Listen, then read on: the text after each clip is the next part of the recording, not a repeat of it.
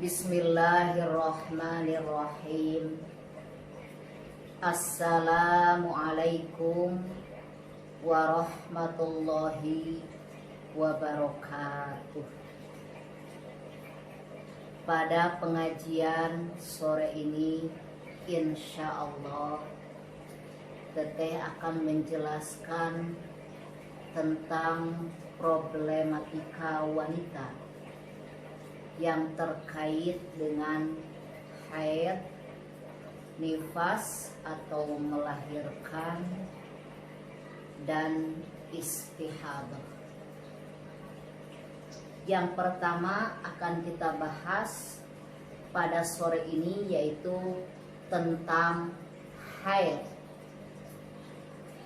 Haid merupakan kodrat wanita yang tidak bisa dihindari dan sangat erat keterkaitannya dengan aktivitas ibadahnya sehari-hari, sebagaimana yang tertuang dalam firman Allah surat Al-Baqarah ayat 222 yang berbunyi, wa yas'alunaka 'anil mahidhi qul huwa adan fa'tazilun nisaa fil mahidhi wa la taqrabuhunna hatta yatahurna fa idza tatahharna fa'tuhunna min haitsu amarakumullah innallaha yuhibbut tawwabina wa yuhibbul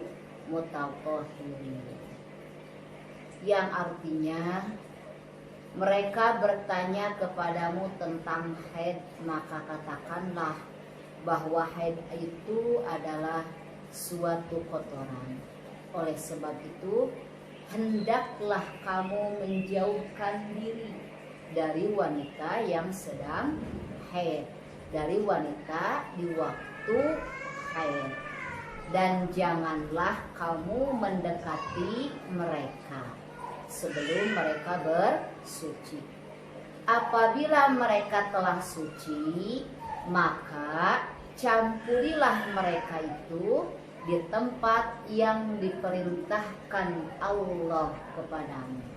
Sesungguhnya Allah menyukai orang-orang yang tobat dan menyukai orang-orang yang mensucikan diri. Dan dalam hadis Nabi disebutkan, hadza syai'un katabahullahu ala banati Adam.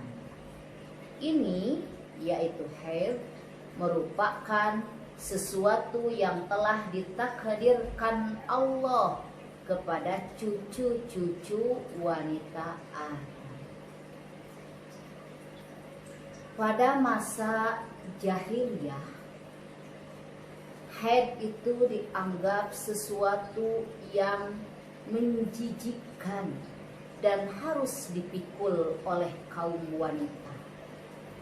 Pada masa itu, orang Yahudi tidak memperlakukan secara manusiawi terhadap istri-istrinya yang sedang haid.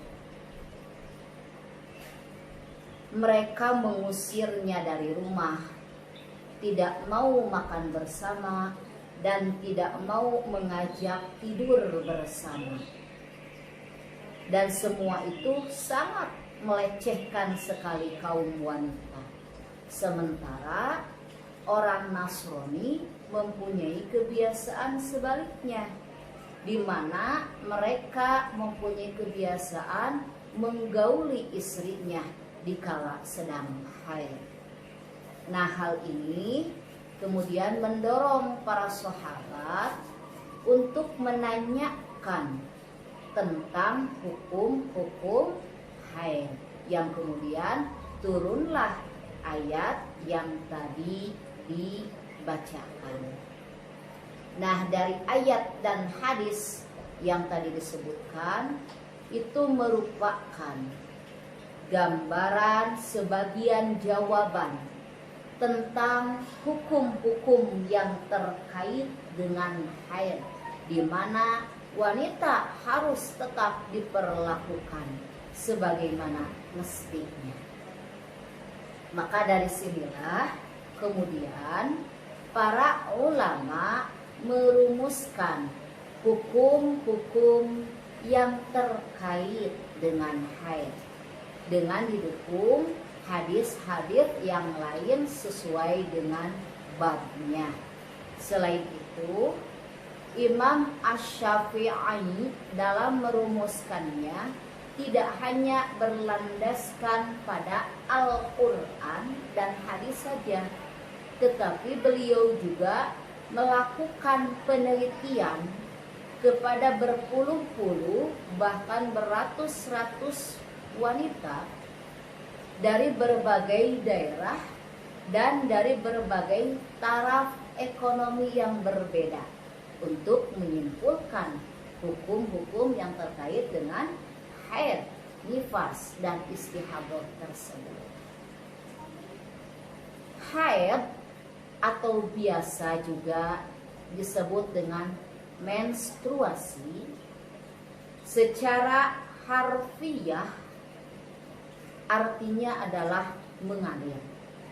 Sedangkan menurut arti syar'i adalah darah yang keluar melalui alat kelamin wanita yang sudah mencapai usia minimal 9 tahun kurang 16 hari kurang sedikit, atau usia 8 tahun 11 bulan 14 hari lebih sedikit, dan keluarnya secara alami, bukan disebabkan karena melahirkan atau bukan disebabkan karena terdapat suatu penyakit pada rahim.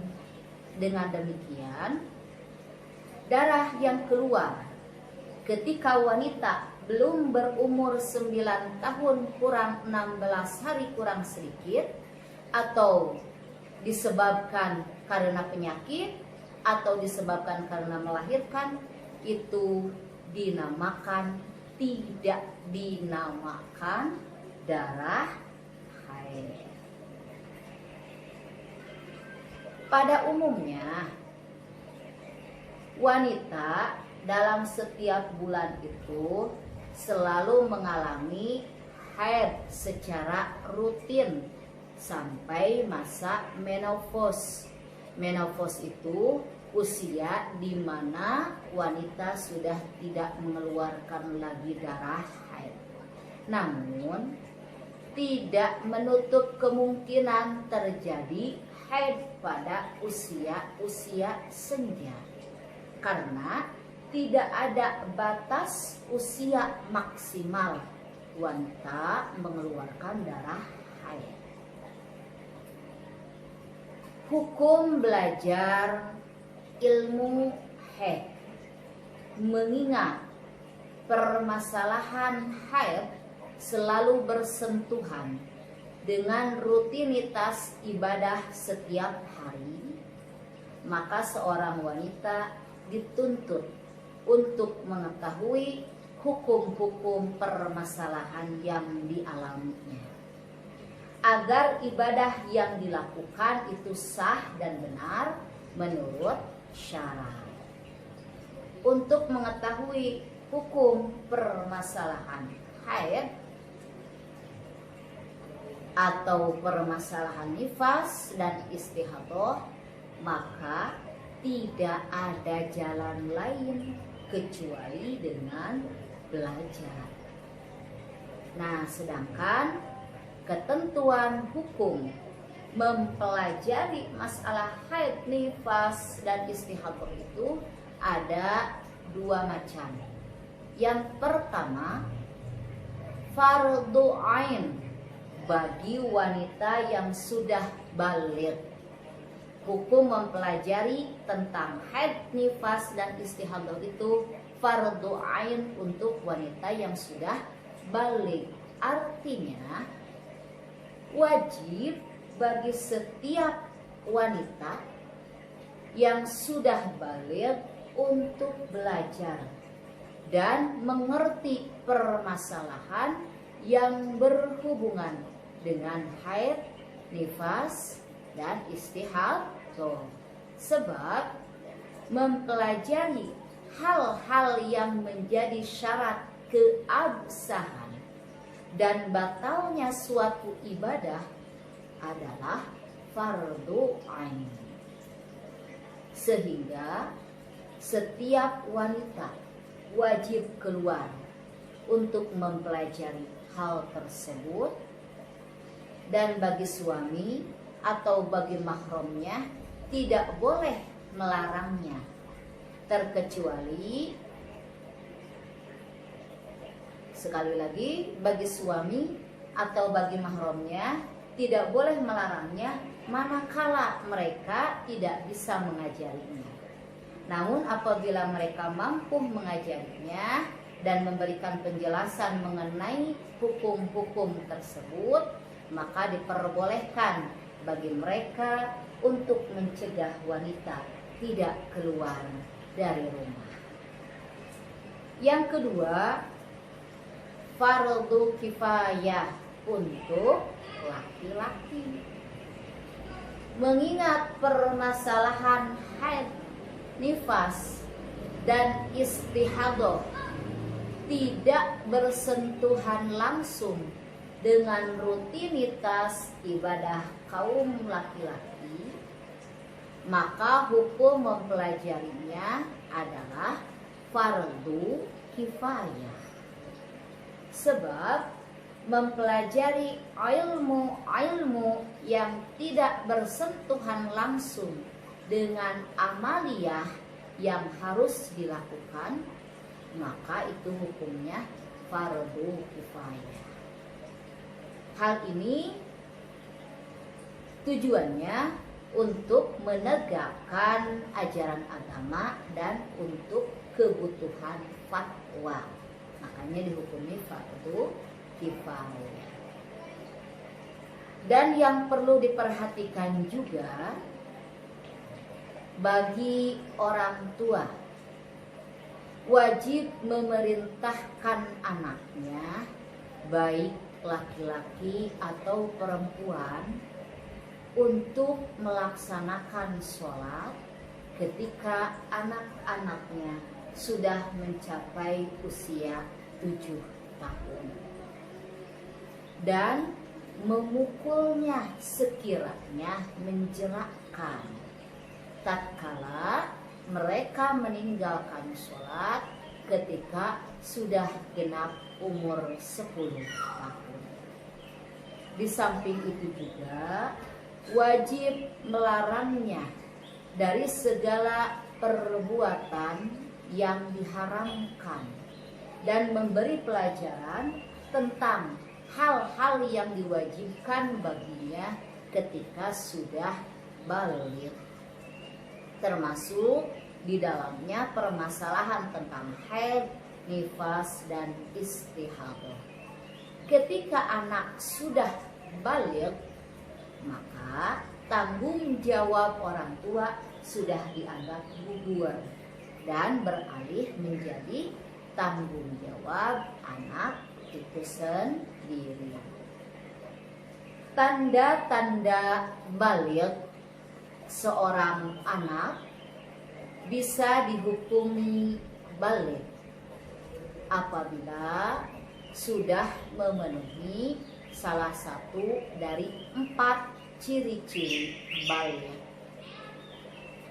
4 tanda-tanda baligh ini, yang pertama adalah ketika genap berumur 15 tahun Omariyah atau Hijriyah bagi laki-laki ataupun bagi perempuan.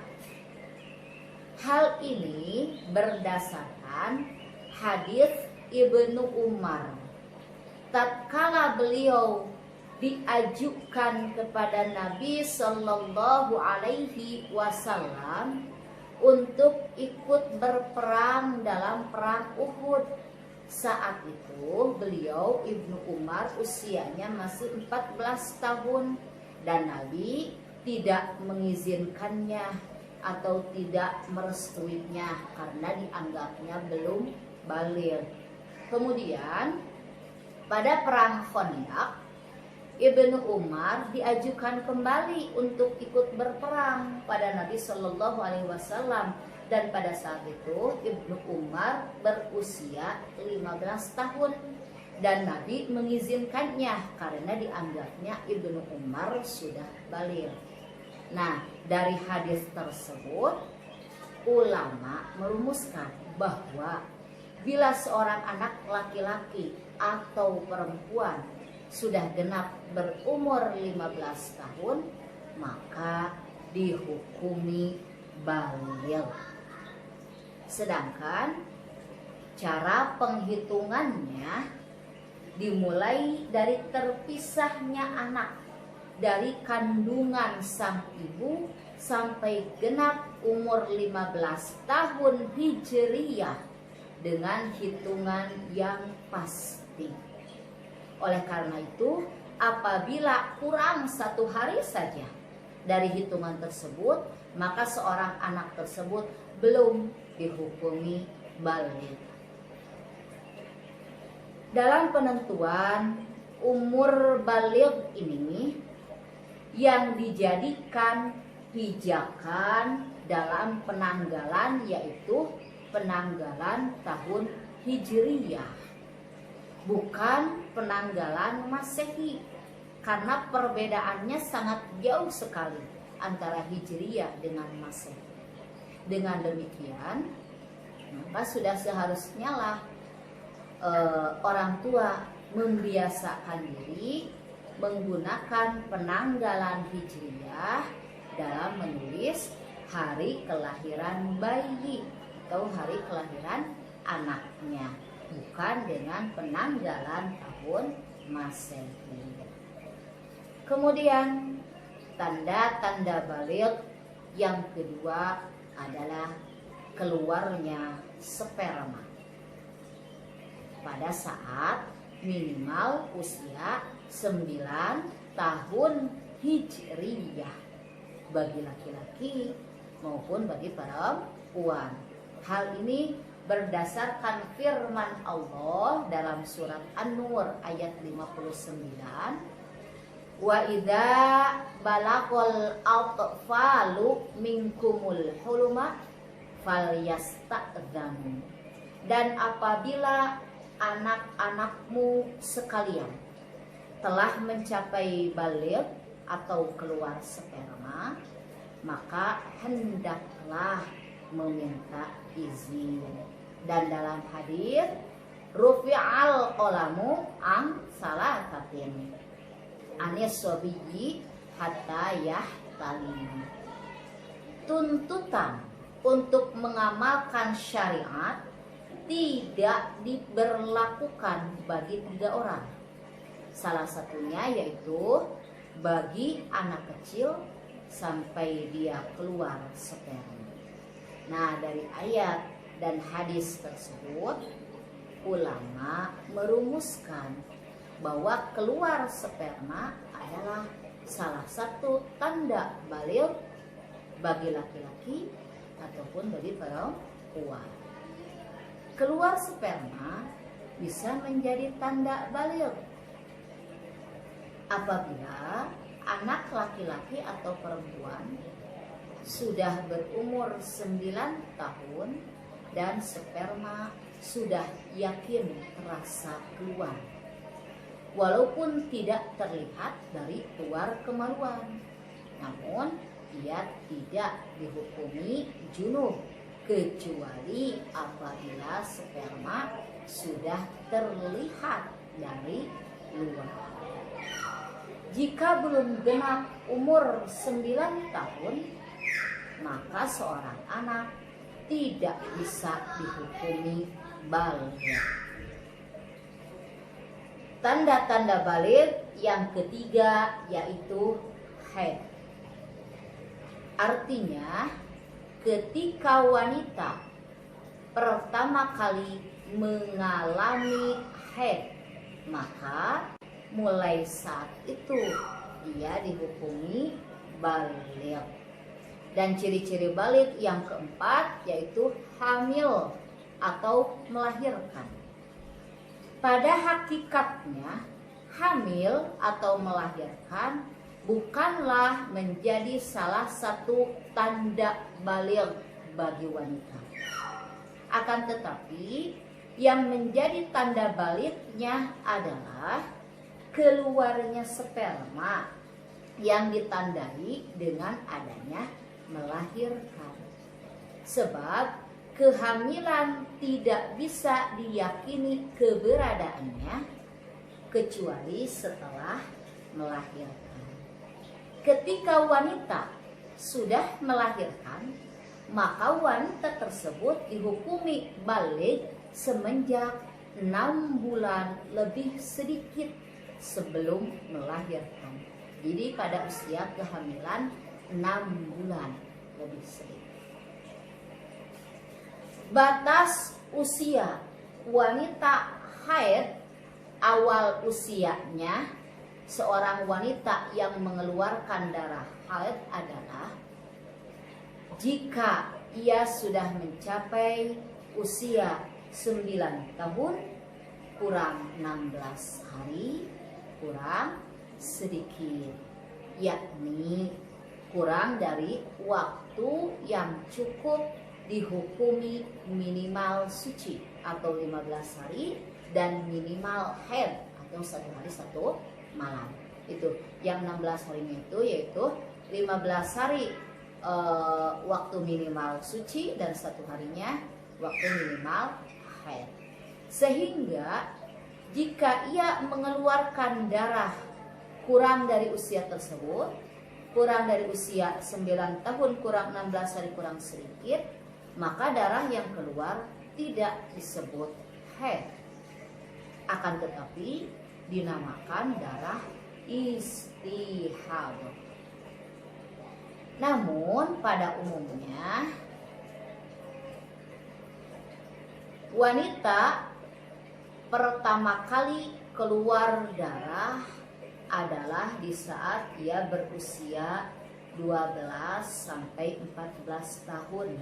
Kebiasaannya, kebanyakannya, bila darah yang keluar sebagian pada usia haid dan sebagian sebelum usia haid, maka darah yang dihukumi haid hanyalah darah yang keluar pada usia haid. Semisal nih, ada wanita usianya 9 tahun kurang 20 hari. Dia mengeluarkan darah selama 10 hari. Maka rinciannya adalah yang 4 hari lebih sedikit, yang 4 hari awal lebih sedikit itu disebut darah istihadah. Sedangkan yang 6 hari akhir kurang sedikit itu dihukumi sebagai darah haid. Sebab darah yang 6 hari kurang sedikit ini keluar saat wanita tersebut sudah menginjak usia 9 tahun kurang 16 hari kurang sedikit, yakni usia minimal wanita mengeluarkan haid. Contoh yang lain, seorang wanita berusia 8 tahun 11 bulan 14 hari lebih sedikit. 8 tahun 11 bulan 14 hari lebih sedikit. Dia mengeluarkan darah selama 12 hari. Maka perinciannya adalah darah yang keluar tersebut semuanya adalah darah haid, karena sudah masuk pada batas usia minimal mengeluarkan darah haid. Ada lagi contoh selanjutnya. Seorang perempuan, seorang wanita berusia 8 tahun 11 bulan 10 hari. dia mengeluarkan darah selama 10 hari. Maka perincian darahnya ialah yang 4 hari lebih sedikit itu namanya istihadah, yang 6 hari kurang sedikitnya itu disebut darah haid. Ada lagi perempuan usia 8 tahun 11 bulan 5 hari. Dia mengeluarkan darahnya selama 15 hari. Maka perincian darahnya ialah 9 hari lebih sedikit itu darah istihadah, 6 hari kurang sedikit itu darah haid. Ada lagi perempuan usia 8 tahun mengeluarkan darah selama 5 hari. Maka perincian darahnya adalah semuanya darah istihadah. Dan yang terakhir nih, ada lagi perempuan usianya 9 tahun. Dia mengeluarkan darah sebanyak 10 hari, selama 10 hari. Maka perincian darahnya ialah semuanya darah haid. Sedangkan usia menopause atau usia yang sudah tidak mengalami haid umumnya adalah 62 tahun.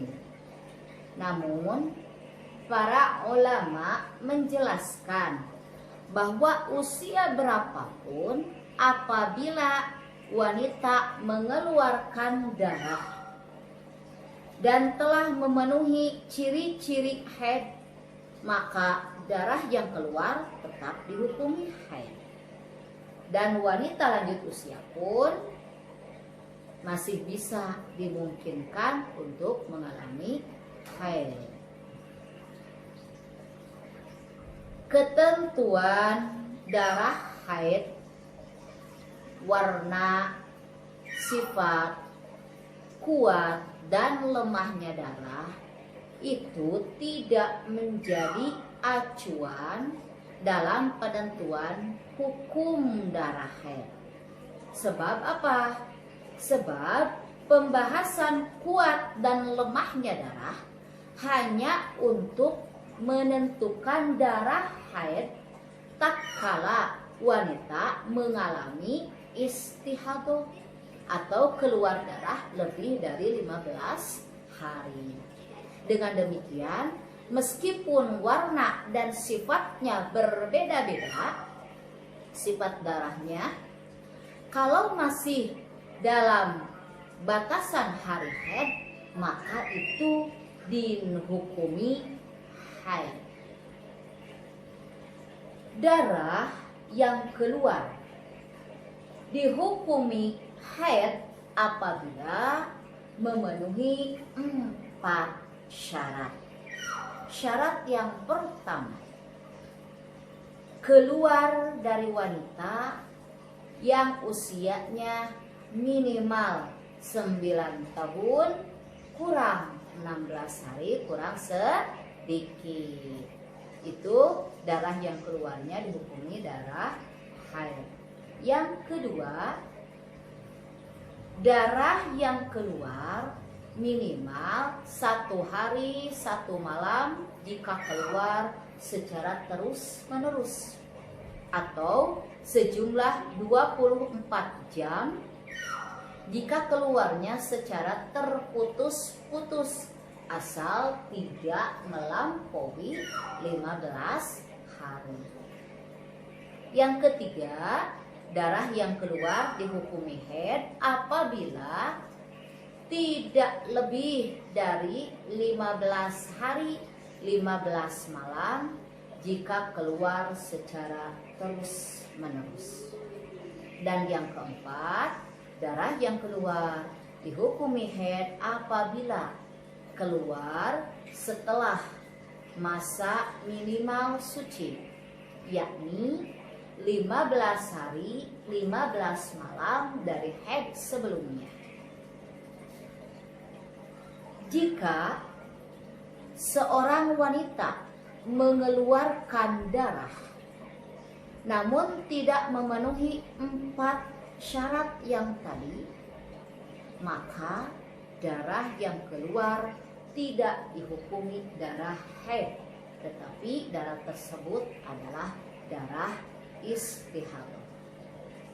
Nah, dari persyaratan yang disebutkan barusan dapat disimpulkan bahwa paling sedikitnya haid atau aqallul haid itu adalah sehari semalam atau 24 jam.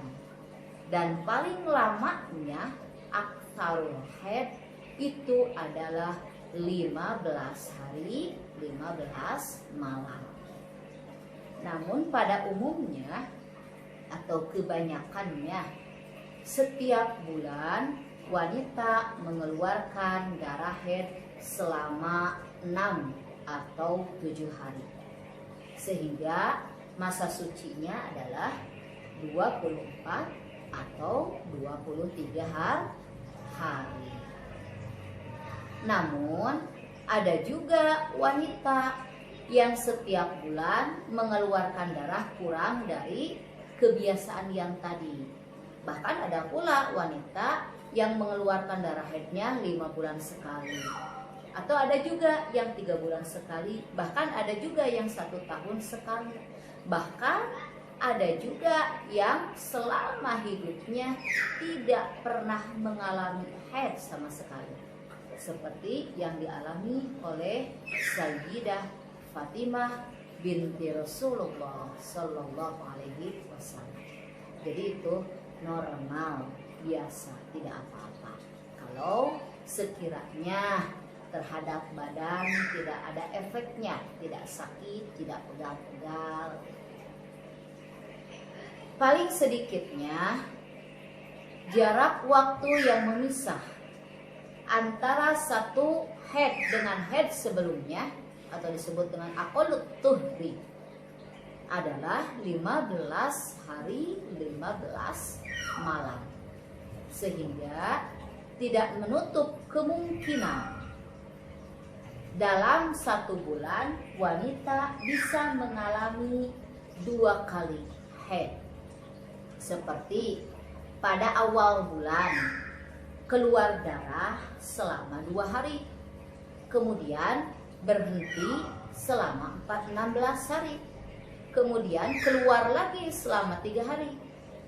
Maka 3 hari yang akhir saat keluar darah juga itu dihukumi dengan darah haid, sebab keluarnya setelah melewati masa paling sedikitnya suci yang memisah antara 2 haid. Jika masa pemisah atau masa suci antara 2 haid kurang dari 15 hari, maka perinciannya ada 2. Yang pertama, bila darah pertama dan darah yang kedua masih dalam rangkaian masa 15 hari terhitung dari permulaan keluarnya darah pertama, maka semuanya dihukumi haid, termasuk masa berhenti di antara 2 darah tersebut. Contoh, keluar darah selama 3 hari, berhenti atau tidak keluar darah selama 3 hari, keluar lagi selama 5 hari. Atau contoh yang lain, keluar darah selama 2 hari, kemudian berhenti selama 10 hari, keluar lagi selama 3 hari. Atau kemudian contoh yang ketiga, keluar darah selama 3 hari, kemudian berhenti selama 3 hari, kemudian keluar lagi darah selama 5 hari, kemudian berhenti lagi selama 1 hari, dan keluar lagi selama 2 hari. Nah, dari ketiga contoh tersebut, keseluruhan hari termasuk masa tidak keluar darah, atau tadi masa jeda antara darah pertama dan darah yang kedua, itu semuanya dihukumi haid, sebab semuanya masih dalam masa maksimal haid, yaitu 15 hari. Perincian yang kedua, bila darah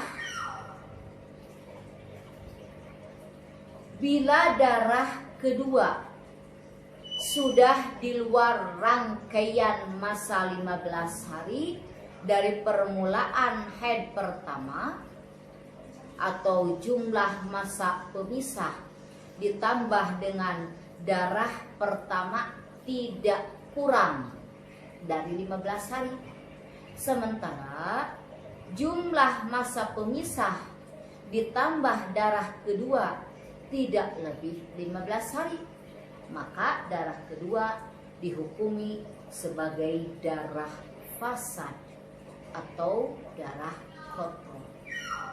Contoh, seorang wanita mengeluarkan darah yang pertama selama 3 hari, kemudian berhenti, tidak keluar lagi darahnya selama 12 hari, kemudian keluar lagi darah yang kedua selama 3 hari, maka perinciannya adalah 3 hari pertama dihukumi haid, 12 keluar darah atau 12 hari ketika berhenti itu dihukumi suci, dan 3 hari akhir yang keluar darah yang kedua itu dihukumi sebagai darah fasad atau darah kotor, itu masuk kepada suci.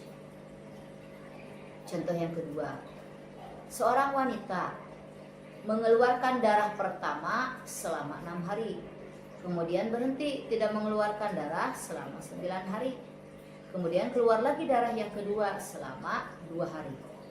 Maka perinciannya, yang 6 hari darah pertama itu dihukumi haid, kemudian yang masa berhenti yang 9 hari itu dihukumi suci, dan 2 hari keluar darah yang kedua dihukumi darah kotor.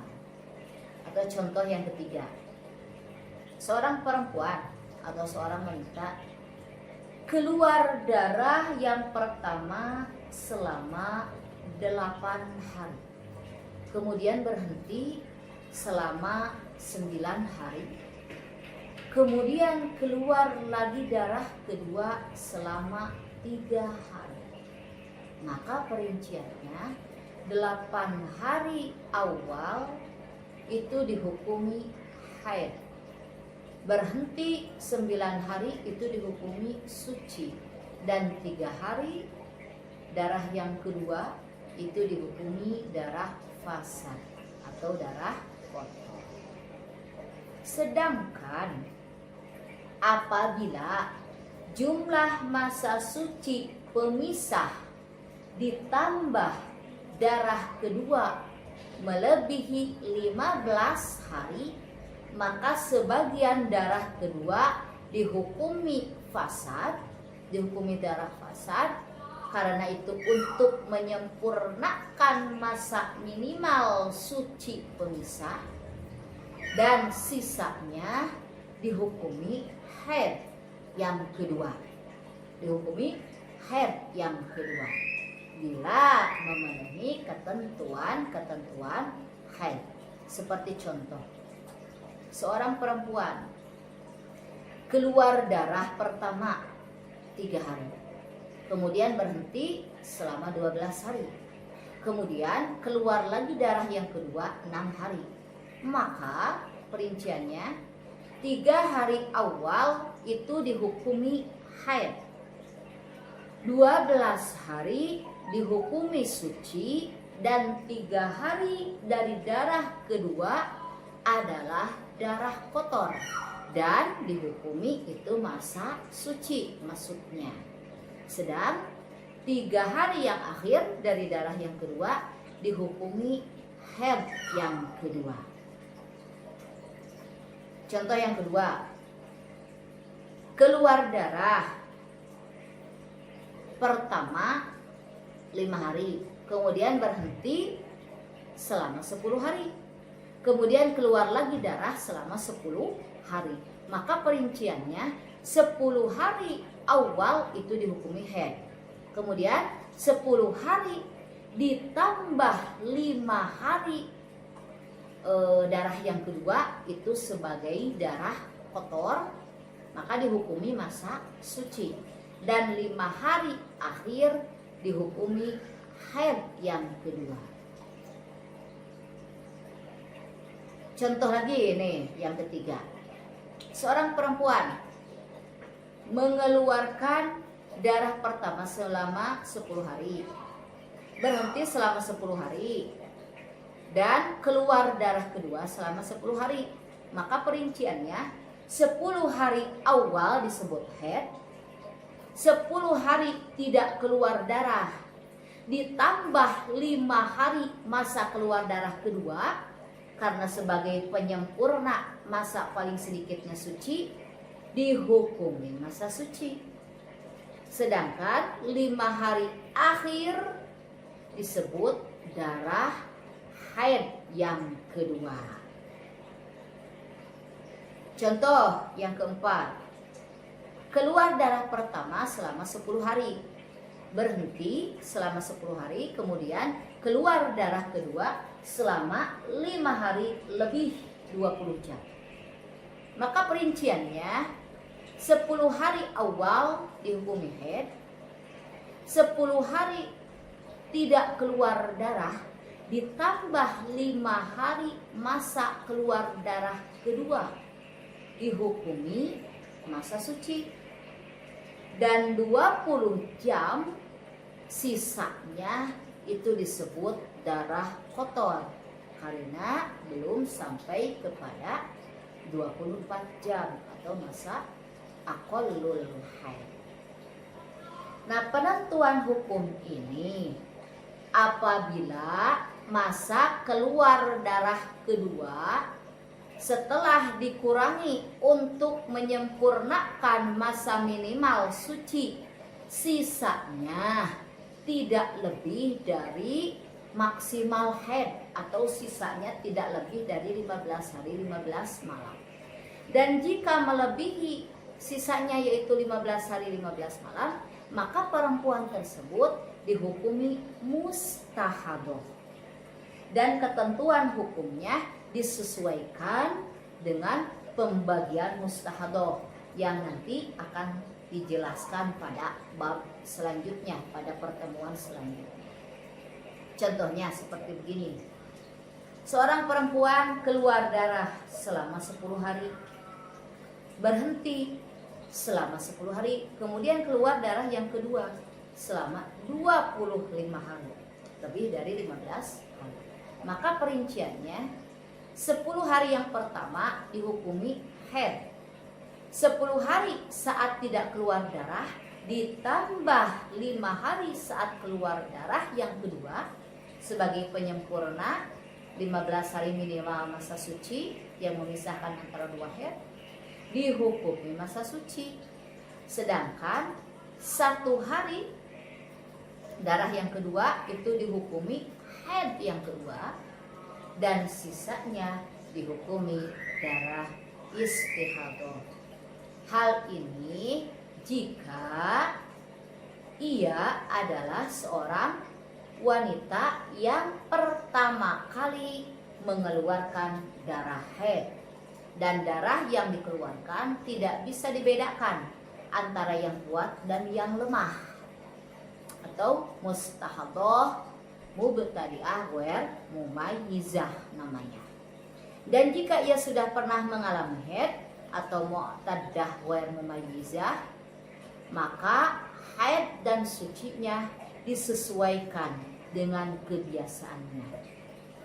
Semisalnya haidnya kebiasaannya 5 hari, maka 10 hari awal dihukumi haid, 10 hari masa tidak keluar darah ditambah 5 hari saat keluar darah yang kedua dihukumi masa suci. Sedangkan 5 hari setelah itu dihukumi haid yang kedua. Nah sisanya itu dihukumi darah istihadah. Jadi mengikuti kebiasaannya. Kemudian kita lanjut ke hal-hal yang dilakukan wanita saat datang dan saat berhentinya haid. Saat darah haid tiba, seorang wanita wajib menghindari hal-hal yang diharamkan oleh karena sebab haid, yang insya Allah nanti akan dipaparkan juga pada pertemuan yang mendatang. Di samping itu juga ia harus menjaga jangan sampai sesuatu yang dipakai dalam ibadah terkena najisnya darah haid. Bila darah yang keluar telah mencapai batas minimal haid atau 24 jam, maka tatkala darah berhenti, maka wanita tersebut harus mandi dan kemudian melaksanakan rutinitas ibadahnya. Apabila kemudian keluar darah lagi, maka ia diwajibkan kembali menghindari hal-hal yang diharamkan pada wanita haid. Dan jika darah berhenti lagi, maka ia wajib mandi lagi. Dan kemudian seterusnya sampai selama masih dalam batas waktu 15 hari, yakni masa paling banyaknya atau paling lamanya zaman haid. Manakala darah berhenti sebelum batas minimal haid atau 24 jam, maka ia cukup membersihkan darah yang keluar dan wudhu apabila ia ingin melaksanakan aktivitas ibadahnya. Jadi tidak perlu mandi besar apabila darah yang keluarnya belum mencapai aqallul haid, belum mencapai 24 jam. Bila ternyata kemudian darah keluar lagi, maka saat keluar darah yang pertama,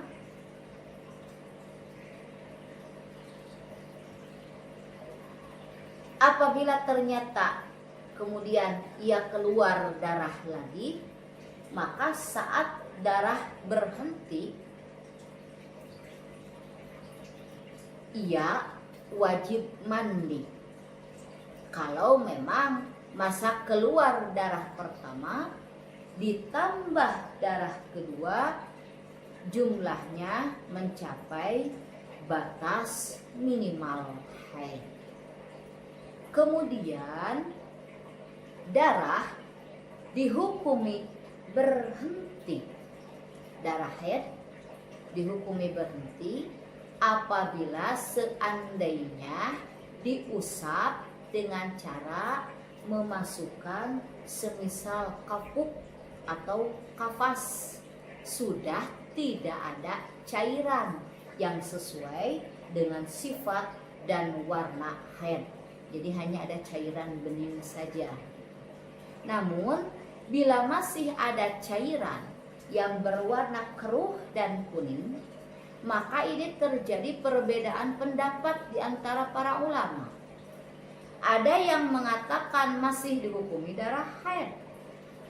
Ini menurut pendapat yang kuat karena menganggap masih berwarna darah. Di samping memandang hukum asal bahwa cairan itu keluar pada saat imkan haid. Dan pendapat yang kedua katanya bukan darah haid karena menganggap cairan itu tidak berwarna darah. Nah, dengan demikian Maka bagi wanita sangatlah perlu untuk menandai waktu keluar dan berhentinya darah, serta memperhatikan warna dan sifatnya darah, terlebih bila mana ia mengalami istihadah, yang mana ini sering dialami oleh wanita-wanita pada usia subur atau pada usia pertumbuhan seperti ABG-ABG. Nah, sebab hal ini sangat erat kaitannya dengan penghitungan ketentuan darah haid dan jumlah sholat atau puasa yang harus diqodho, ya. Maka harus hati-hati, harus waspada. Nah, berikut ini yang harus patut diperhatikan seorang wanita ketika sedang mengalami haid. Yang pertama, sunnah untuk tidak memotong kuku atau rambut atau yang lain-lainnya dari anggota badan saat haid atau saat nifas. Karena ada keterangan kelak di akhirat anggota badan yang belum disucikan akan kembali kepada pemiliknya dalam keadaan jinabah atau keadaan belum bersuci, belum disucikan.